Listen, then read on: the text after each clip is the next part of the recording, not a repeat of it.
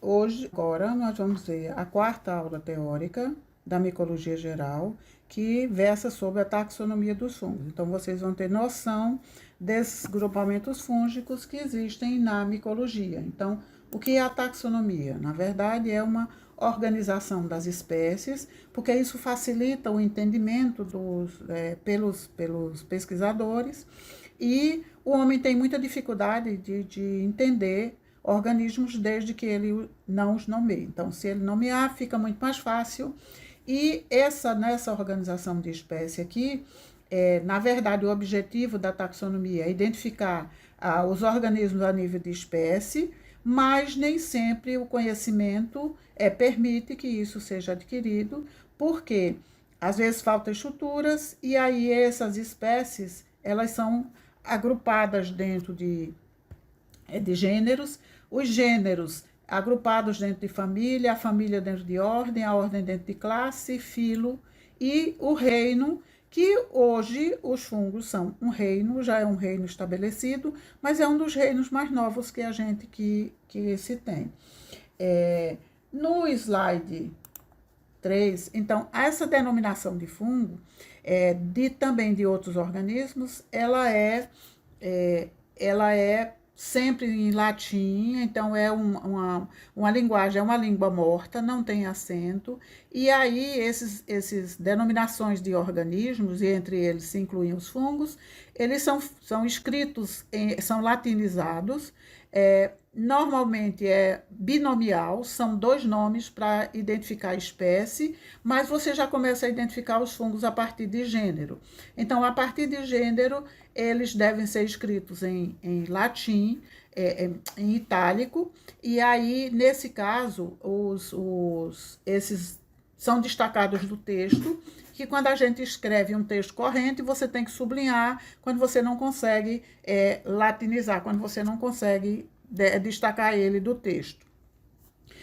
No slide 4, o que você vai ter aí? Então, nesse caso, nesse slide 4, você vai ver o que tinha antes, porque o que vocês vão ver aqui na aula é um resumo da evolução de algumas classificações taxonômicas. Tem várias, porque um pesquisador ele pode criar uma classificação taxonômica e ele justifica por que ele está fazendo aquela classificação, que organelas ele está achando mais importante, características, e as denominações também são diferentes. Mas eu vou mostrar para vocês uma das mais simples, e aí fica mais fácil de vocês entenderem. Então, no início, durante muito tempo, o que se aceitava era o sistema de 3 reinos, que na época do Linneu, que são as plantas, os animais,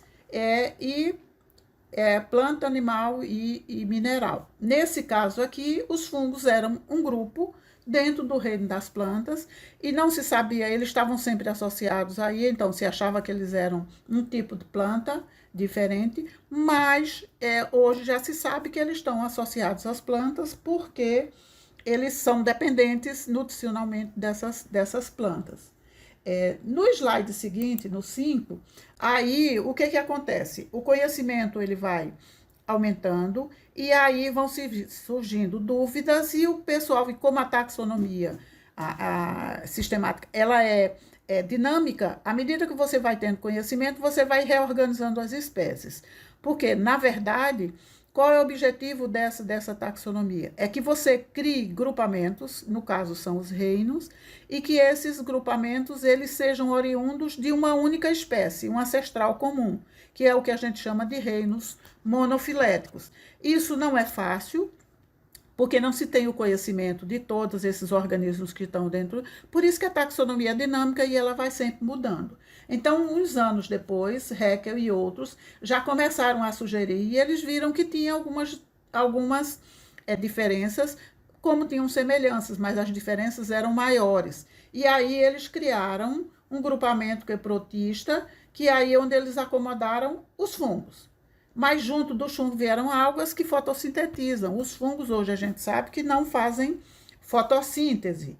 No slide 6, Aí vocês já tiveram mais uma outra reclassificação, então eles já tiraram as algas, descobriram que as algas faziam fotossíntese, as plantas ficaram os eucariontes clorofilados e animais cariontes multicelulares, e esse no proctista. Então, o que é que você tem aqui? Os fungos, mas também ficaram os protozoários, porque os protozoários eles têm flagelo também, e alguns fungos tinham, quem organizou achou que eles pertenciam ao mesmo grupo. No slide 7, então, aí passa um tempo, o pessoal vai estudando e vai vendo que tem muita diferença. Então, vamos organizar de novo. Então, o Itake, em 1969, ele sugeriu, Itake e outros, ele sugeriu que, como os fungos cada vez mais sendo estudados, e eles se viam que eles tinham características semelhantes a diversos grupos, mas eles tinham características próprias, e aí foi sugerido a criação do reino em 1969, e aí o que eles fizeram? Aquele grupo dos fungos que estava lá dentro de planta, depois foi para protista, eles simplesmente botaram ali dentro, enquadraram ali dentro e criaram o reino fungi. Então, o reino fungi ele só existe a partir de 1969, e aí eles enquadraram tudo que eles acreditavam que eram os eucariontes multicelulares e redutores. Aí já especificaram melhor as plantas e os animais, então já foi melhorando, as classificações já foram melhorando. No slide seguinte, que é o 8, aí o que aconteceu? O pesquisador anterior, eles só criaram num congresso o reino fungi e acomodaram tudo que o pessoal considerava como fungo. O que aconteceu? Os pesquisadores continuaram estudando e eles sentiram necessidade de organizar esse reino fungi. E aí foi o que a Ainsworth e outras, uns 4 anos depois, eles conseguiram tentar reorganizar os organismos que eram considerados como fungo agora. Aí eles criaram 2 grandes divisões, que é Myxomicota e Eumicota. Myxomicota, eles já tinham algumas dúvidas, porque eles tinham características que destoavam do resto do que eles chamavam de fungo verdadeiro, que é a Eumicota. Então, na Myxomicota, estavam ali organismos que não tinham plasmódio na fase de alimentação. Era uma estrutura diferente dos outros fungos, que é chamado de plasmódio. Esse plasmódio não tem parede celular. Ele se alimenta por fagocitose, que os fungos é por osmose, mas como ninguém estudou, deixaram lá naquele grupo e esperaram que mais tarde alguém fosse estudar e ver se eles ficavam, se saíam. Aí, essa divisão Myxomicota tinha classes, porque eles nem conseguiram criar outras subdivisões dentro. E os fungos verdadeiros, que eles achavam, eles criaram 5 grandes grupos, que são as subdivisões, e dessas aqui, as 2 primeiras, mastigomicotina e zigomicotina, eles consideraram como fungos inferiores, porque o micélio é um micélio contínuo. Aí, nesse caso, mastigomicotina, que vem de mastigonema, que é o flagelo, os fungos são aquáticos. Aí eles juntaram o grupamento de fungo aquático todo aí. Não interessava se eram muito simples ou se eram mais evoluídos, eles colocaram todos aí. O que eles tinham em comum? Esporos com mobilidade. Então, eles tinham flagelo. Flagelo um flagelo, 2 flagelos, um flagelo ornamentado, liso e por aí vai. Eles deixaram aí, então, mastigomicotina. Zigomicotina já era terrestre, mas o micélio é um micélio contínuo, mas nesse caso bem desenvolvido. E os 3 grupos que eles consideraram superiores, que foi ascomicotina, basidomicotina e deuteromicotina. Então, o que eles têm em comum? Micélio septado, e o micélio septado, muitas vezes, é bem desenvolvido, e muitos desses aqui você consegue ver, eles são macroscópicos, você consegue ver em vários ambientes, são fungos terrestres, mas também se adaptam em vários outros ambientes, mas os esporos todos são esporos imóveis. E aí, dependendo da maneira com que eles são formados, esses esporos vão recebendo denominações diferentes para você identificar a qual grupo pertence. Essa taxonomia, ela durou até década de 90. E aí, nesse período, o pessoal foi estudando mais. Então, na década de 90, como mostra aqui o slide 9, então, isso aqui já foi uma reorganização. O Alexopoulos é um autor de livro e, junto com outros pesquisadores, eles foram olhar e foram pesquisar, um grupo grande foi pesquisar desses organismos do slide 8, e aí eles viram que Myxomicota, as características eram muito mais diferentes do que de fungo. Então, o que é que eles fizeram? Eles retiraram essa divisão Myxomicota e as classes que tinham dentro dessa divisão, eles retiraram, transformaram isso em filo, no que o filo Myxomicota é o maior que tem, e aí eles procuraram um reino onde isso fosse acomodado. O reino mais parecido é o reino protista, então eles colocaram esses 4 grupamentos como filo dentro do reino protista, que para os micologistas é chamado de grupo protista, mas o reino protista já existia.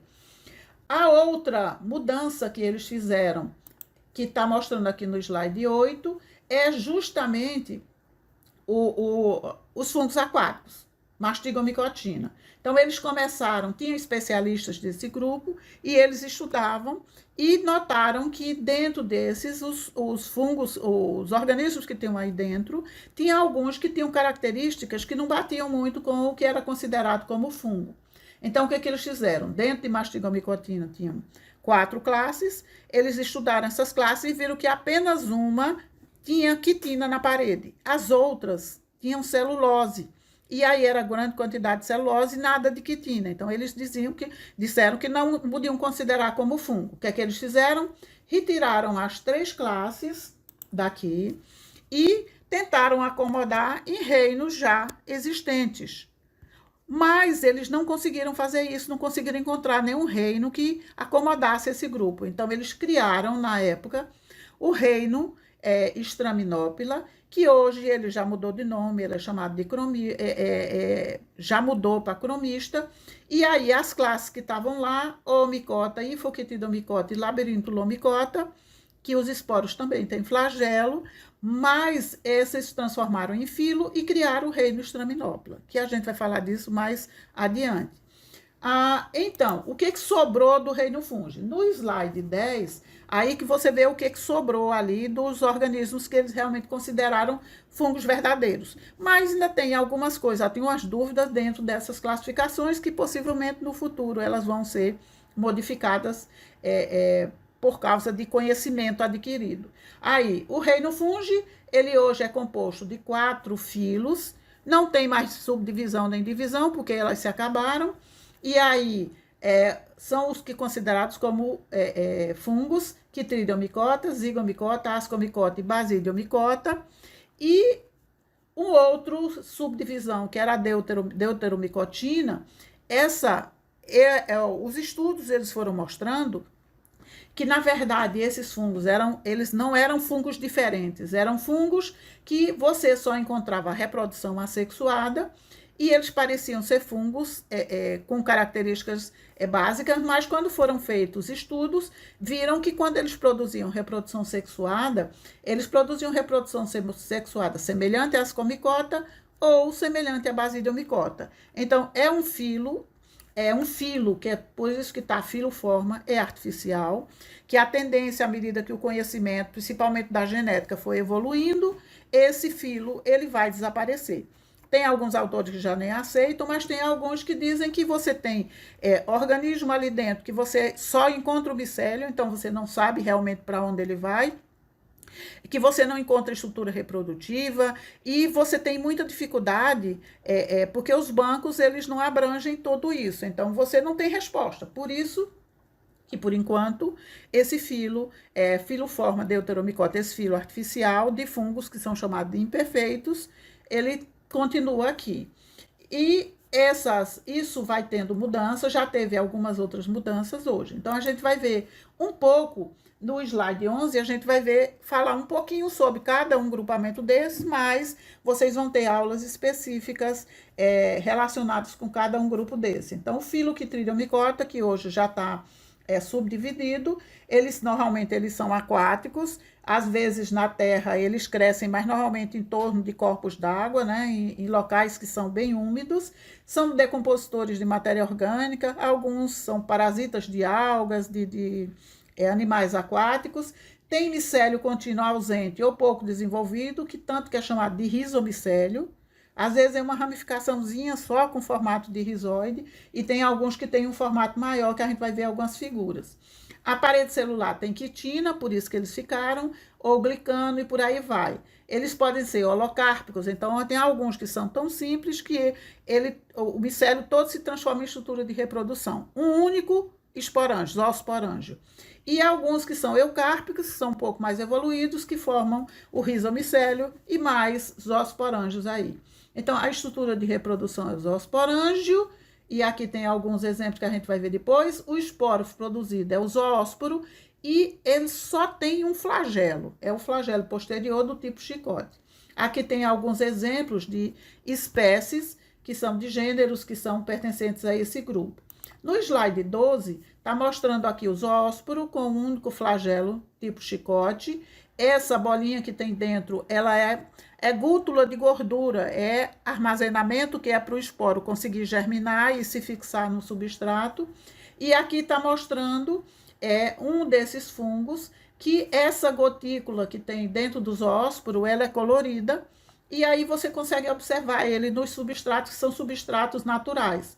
Aqui é uma casquinha da cebola, e aí o fungo se desenvolve aqui e ele mesmo produz enzimas, e essas enzimas degradam o substrato.